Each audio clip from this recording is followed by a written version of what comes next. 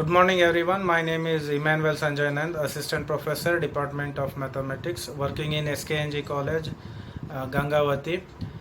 As we all know that outbreak of COVID-19, we could not join as in class, so remained out of syllabus. We are trying to cover by short clippings.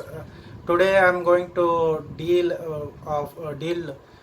of second semester, that is 2.1 paper, second unit, that is infinite sequence. Here definition: an infinite sequence of a real number is a function n to r whose domain is a set of natural number, codomain as a set of real number. To understand this one, let me consider a set of natural number as a domain and a set of real number as a codomain.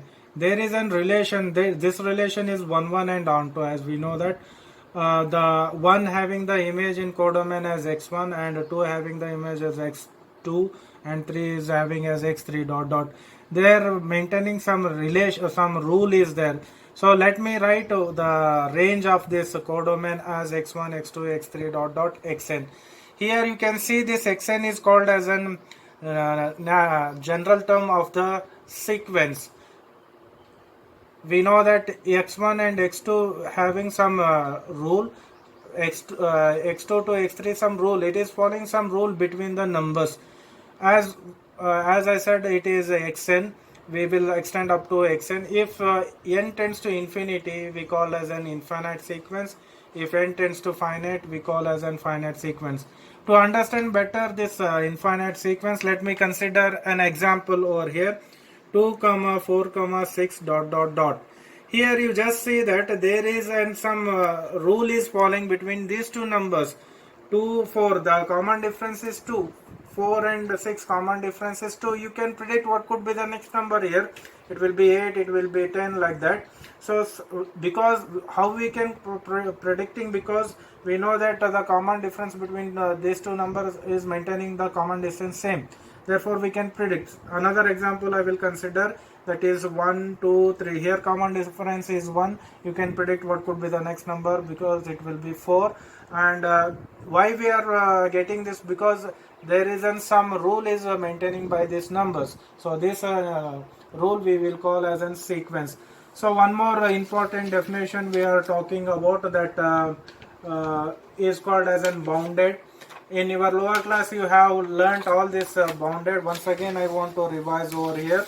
It is in the syllabus, therefore I am going to remind what is it. And here you see sequence xn is said to be bounded if it is bounded both above and below, such that k less than or equal to xn less than or equal to capital K.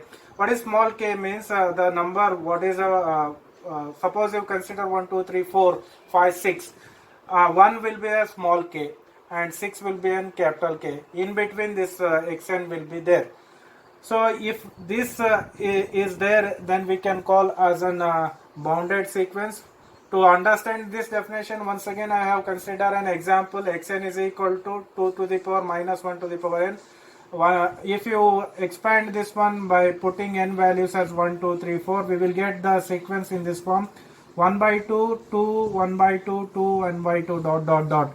Here you can see it is in sequence. So 1 by 2 is less than 2. So 1 by 2 will become a small k.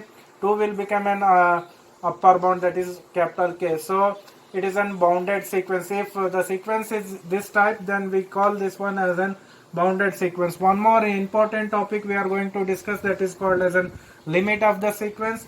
A real number L is said to be a limit of a sequence xn as n tends to the infinity if epsilon is greater than 0. However small, there exists a positive integer such that mod of n xn minus L less than epsilon for every n greater than m. That is, whatever I said, let me put that in mathematically form.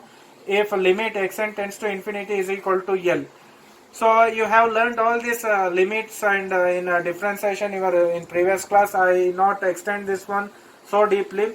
So I want to extend this one. This L depends, it is L having three quality. One is called as an convergent, another one is divergent, oscillatory. Convergent, we are speaking if the sequence tends to an finite quantity L, then we will call that limit as an convergence